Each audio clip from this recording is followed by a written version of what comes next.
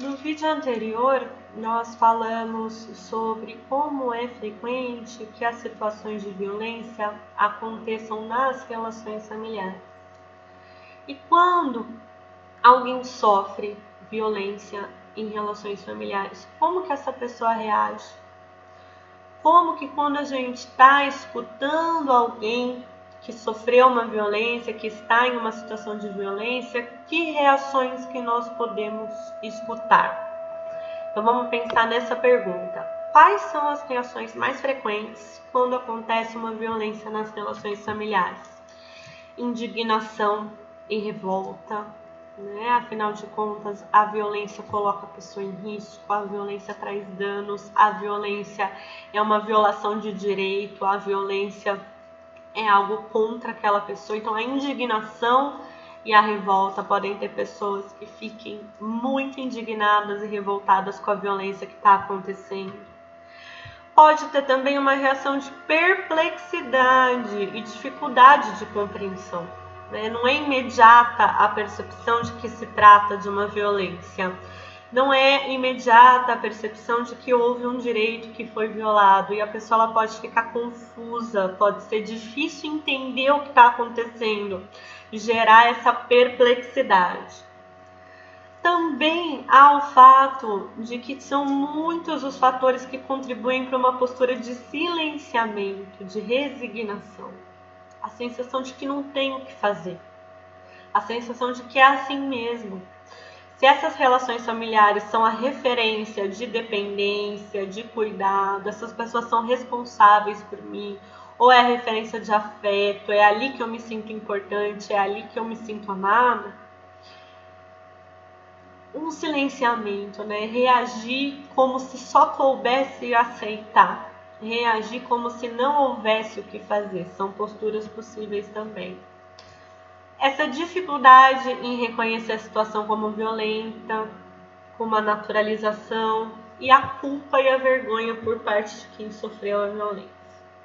Mais uma vez, não precisa ser uma dessas reações, pode ser uma combinação entre elas.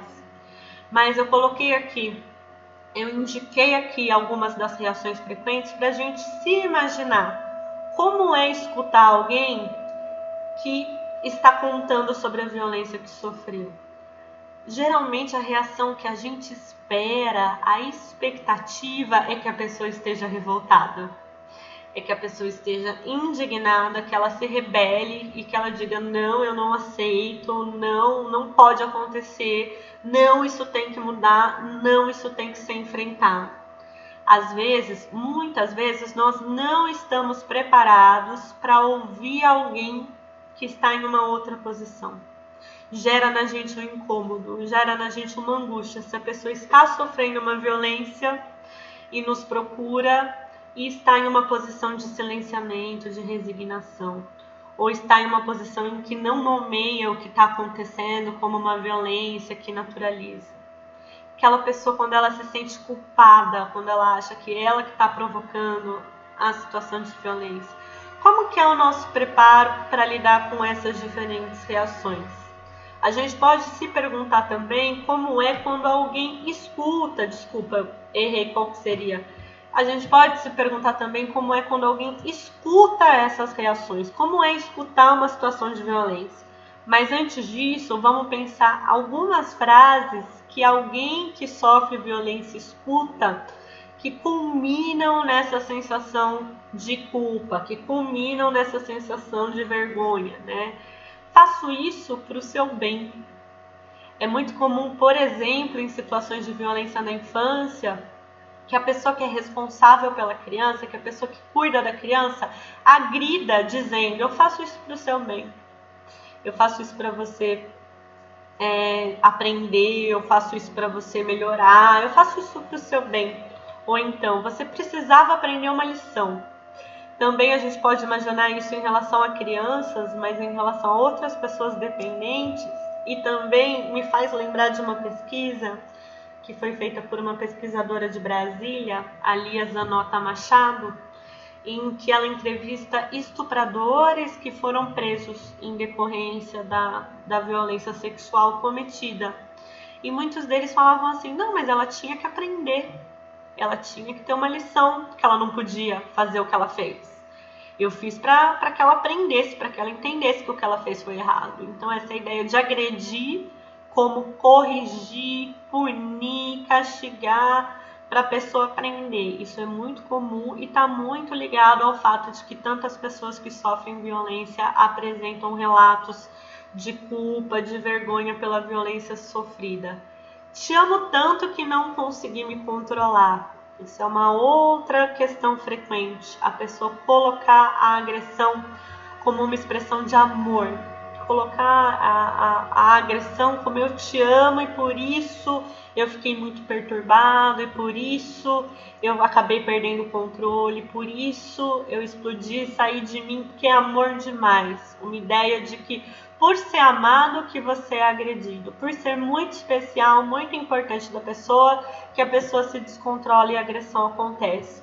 Tudo isso vai culminando, gente, em efeitos subjetivos da violência que tornam muito difícil lidar com a violência como violência. Porque se a violência é vista como uma forma de cuidado, de ensinamento, de preocupação, de amor, é difícil entender que não, que a violência não pode acontecer, que a pessoa tem direito a uma vida sem violência. Você provocou. Também são muitas as formas de acusação da pessoa, como se ela que fosse a responsável pela violência que acontece. Então, quando a gente pensa, quando a situação de violência ela se dá numa relação que é significativa para a pessoa, uma relação em que a pessoa que agride é também uma figura que é referência em cuidado, em afeto, em amor, é muito comum que o contexto em que a violência aconteça tenha essa ideia de que a agressão, a violência cometida é uma forma de preocupação, é uma forma de se importar, é uma forma de demonstrar o quanto ama, o quanto se importa, e acusações de que a pessoa que estaria errada e mereceria a violência sofrida, teria causado aquela violência sofrida merecido. Aí, olhando para esse quadro, a gente consegue reconhecer o quanto esses efeitos subjetivos de culpa, vergonha e medo de julgamento acompanham um relato sobre a violência. Então, nós voltamos àquela questão: como é escutar? Como são as reações quando essa pessoa é ouvida? Nem todo mundo tem preparo para ouvir alguém em uma situação de violência. E como ouvir uma situação de violência é algo que angustia, às vezes as pessoas têm respostas que têm mais a ver com a própria angústia do que com a segurança de quem elas estão ouvindo, do que com os direitos de quem elas estão ouvindo. Então é muito importante que a gente reconheça quais são as reações, também para que elas não se repitam quando nós, profissionais da psicologia, nós, profissionais que o nosso principal recurso é a escuta, é a sensibilidade, é o cuidado, para que a gente não repita esses.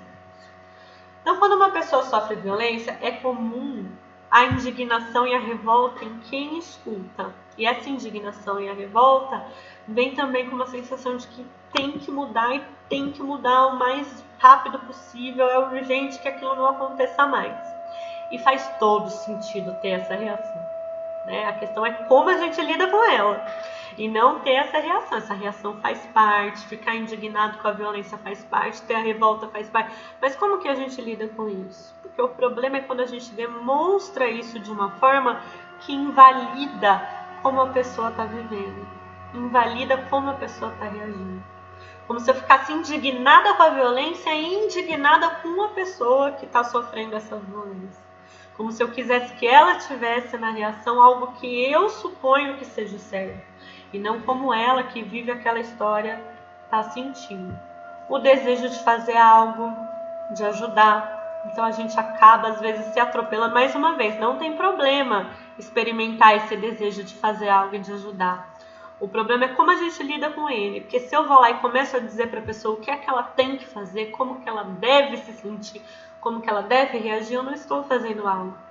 Eu estou passando por cima do fato de que é aquela pessoa que está vivendo aquela situação e aquela pessoa precisa ter espaço para pensar nas formas de lidar.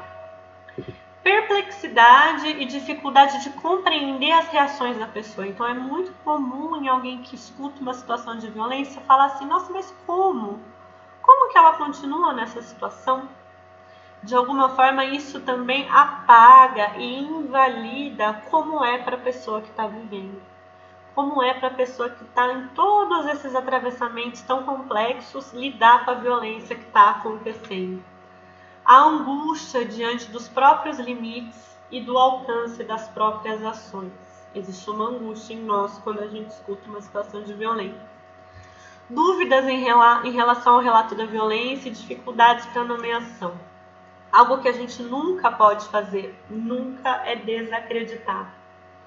Reagir com desconfiança, reagir questionando. Imagina o efeito que isso gera em alguém que fez todo um movimento para contar sobre a violência que está vivendo. Então a gente pode contribuir para pensar na situação que está sendo vivida e para o reconhecimento e a nomeação dessa situação. Então quando eu que escuto penso, o que aconteceu para chegar nesse ponto? Eu não posso, atropelar que a pessoa ela tem uma história ali, relações que importam para ela, relações que são significativas para ela, planos, projetos que são importantes para ela, e escutar. Às vezes, algumas pessoas dizem assim, mas ela não chegou e contou da violência, ela chegou e contou como que ela conheceu a pessoa, como que eles começaram a se relacionar, como foi quando escolheram morar juntos, ou seja, a pessoa conta toda a história, mas justamente porque a violência ela não vem sozinha, existe uma história e junto com essa história, coisas que importam para aquela pessoa e coisas que participam em como é difícil para ela lidar com a violência que está acontecendo.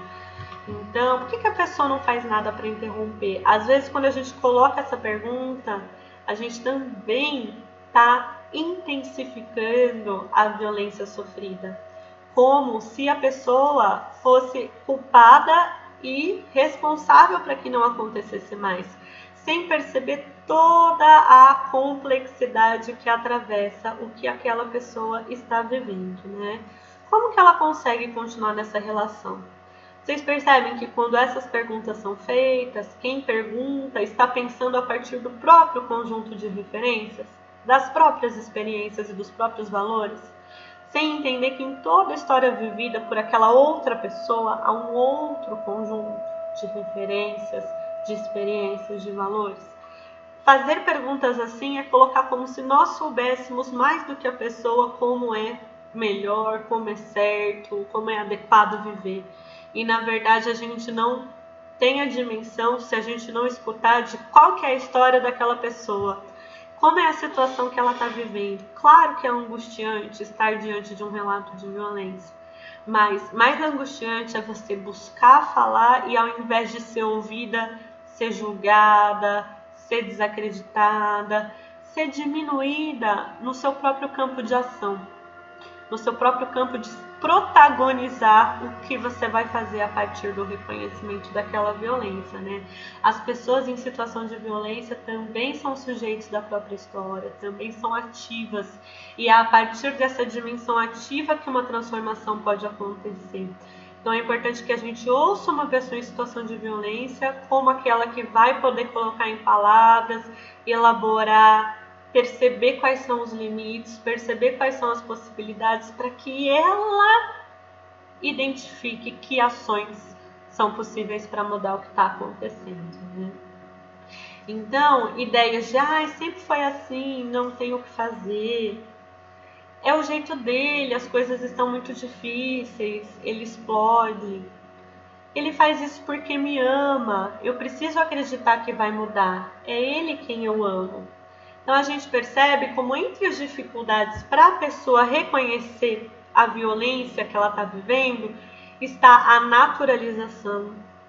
Muitas vezes a naturalização dos padrões de masculinidade, né? Num sentido de que os homens são assim, os homens, fazer o que? Homem é desse jeito. Muitas vezes na história de vida daquela pessoa, outros homens na família eram agressivos, outras mulheres na família sofriam violência. Tem uma ideia de que o temperamento masculino é violento, o temperamento masculino é explosivo, e aí acaba tendo toda uma naturalização.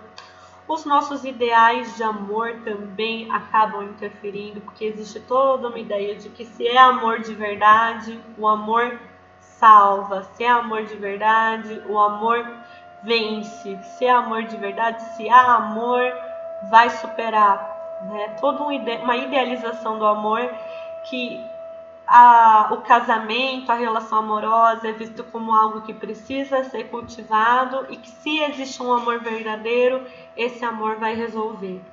Então, entre as dificuldades para o reconhecimento das situações de violência, nós podemos, escutando uma pessoa em situação de violência, nos deparar com alguns deles. Por exemplo, situações de violência anteriores, inclusive desde a infância. Então, como é para uma pessoa que desde criança esteve em relações em que havia violência? Existe uma chance muito maior de naturalização. Compreensão das ações das outras pessoas como naturais, esperadas, justificáveis. A pessoa é assim mesmo, faz parte do jeito dela. Ela não conseguiu se controlar, é assim que ela é.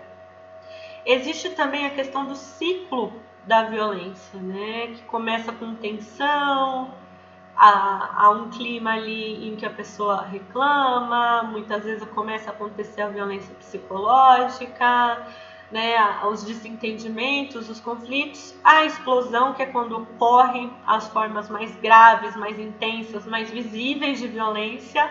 Só que nesse ciclo acaba acontecendo a reconciliação, que é quando a pessoa fala: desculpa, eu errei, eu te amo muito, você é tudo pra mim, você é muito especial pra mim, por favor me desculpe, eu vou mudar, eu prometo que eu vou mudar. Então, muitas vezes quando a gente trabalha com pessoas em situação de violência, a gente percebe que existe esse ciclo. Começa a ficar mais tenso, culmina numa violência mais direta, mais explícita, mas aí vem um arrependimento, o pedido de desculpa, a promessa de mudança, até que volta a acontecer um momento de tensão e o ciclo se repete. Só que muitas vezes a pessoa que está sofrendo a violência acaba acreditando que vai ter mudança, acreditando que a pessoa se arrependeu e vai mudar mesmo, até que uma nova violência acontece. Sem que a gente escute e reconheça a complexidade dos relacionamentos, a gente não consegue contribuir para que a própria pessoa reconheça a violência que ela está vivendo. Principalmente pela frequência que sensações de culpa, de vergonha. Como é que eu vou contar para as pessoas que eu estou vivendo isso? Como é que eu vou contar para alguém? O que a pessoa vai pensar de mim? Vão julgar, vão achar que eu deveria ter feito outra coisa, que eu deveria ter conseguido reagir, que eu deveria fazer algo agora. Então, o medo do julgamento impede muitas pessoas a pedirem ajuda. Existe também a idealização da relação, pessoas que colocaram seus sonhos, suas expectativas, toda a dedicação naquela relação amorosa, né? Uma ideia assim de que sem o casamento eu não sou nada, sem aquela família, o que é que eu vou viver? Fora toda a questão da dependência financeira, fatores objetivos, fatores concretos, preocupação de como que eu vou morar, como que eu vou alimentar meus filhos, como que eu vou conseguir me sustentar. Os nossos aprendizados sobre o amor, que muitas vezes são atravessados por uma naturalização de que o amor, se é de verdade, ele seria capaz de resolver, ele seria capaz de solucionar. Um exemplo de como os ideais de amor podem participar numa naturalização da violência, numa compreensão da violência como algo que não há como evitar, na música Rosas, de um grupo que chama Atitude Feminina, um grupo de rap de mulheres. Eu vou colocar o clipe abaixo, quem preferir ver a letra no próprio clipe já pode pausar e passar para o clipe, mas quem preferir que eu mostre a letra lendo junto com vocês, eu vou ler também agora, tá bom? É a mesma letra do clipe que eu vou colocar aqui abaixo. Tudo era lindo no começo, lembra?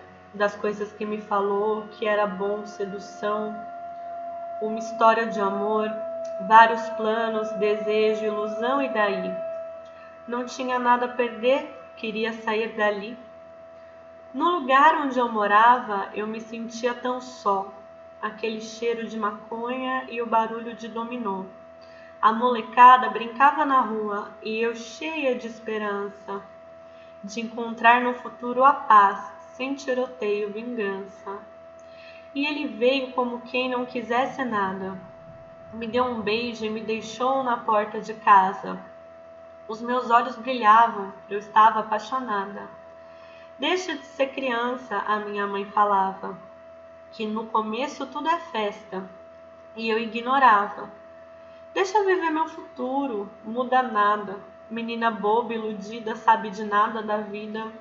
Uma proposta, ambição de ter uma família. Entreguei até a alma e ele não merecia. O meu pai embriagado nem lembrava da filha. O meu príncipe encantado, meu ator principal, me chamava de filé e eu achava legal. No começo tudo é festa, sempre é bom lembrar. Hoje estou feliz, o meu amor veio me visitar. Hoje o meu amor veio me visitar e trouxe rosas para me alegrar e com lágrimas pede para eu voltar. Hoje o perfume eu não sinto mais, o meu amor já não me bate mais. Infelizmente eu descanso em paz. Numa atitude impensada, eu saí de casa para ser feliz, não dever satisfação, ser dona do meu nariz. Eu não aguentava mais ver a minha mãe sofredora, levar porrada do meu pai, embriagado e à toa. Meu irmão se envolvendo com as paradas erradas, cocaína, maconha, uns 5, 7 armas. Eu estava feliz no meu lar docilar. Sua roupa, olha só, eu tinha prazer de lavar. Mas a alegria de pobre dura pouco, diz o ditado. Ele ficou diferente, agressivo, irritado. Chegava tarde da rua, aquele bafo de pinga, batom na camisa e cheiro de rapariga. Nem um ano de casado, ajuntado, sei lá. Não sei pra que cerimônia, o importante é amar. Amor de tolo, amor de louco, que foi que aconteceu? Me mandou calar a boca e não me respondeu. Insisti, foi mal, ele me bateu. No outro dia me falou que se arrependeu. Quem era eu para julgar? Queria perdoar. Hoje estou feliz, o meu amor veio me visitar. Eu estava há 4 meses grávida. Ele me deu uma surra tão violenta que eu caí e desmaiei. Aí quando eu acordei, eu estava numa poça de sangue assim, que tinha saído da minha boca e do meu rosto.